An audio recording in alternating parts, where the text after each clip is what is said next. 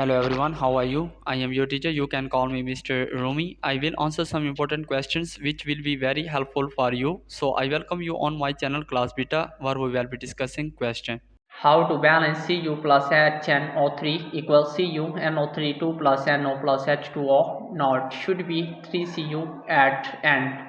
Correct answer is to balance the chemical equation Cu plus 8HNO3 equals 3 Cu NO3 2 plus 2NO plus 4H2O begin by ensuring the numbers of atoms of each element is equal on both sides.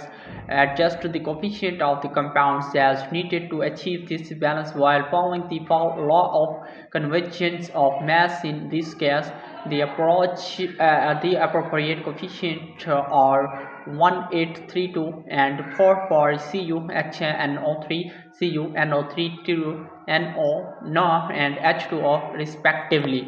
So that was our today's correct answer to question. If you have any other question, please let me know in the comment section. I will be answering your question soon. Thanks for watching the video. Be sure to like, share and subscribe our channel. See you in the next question. Bye bye.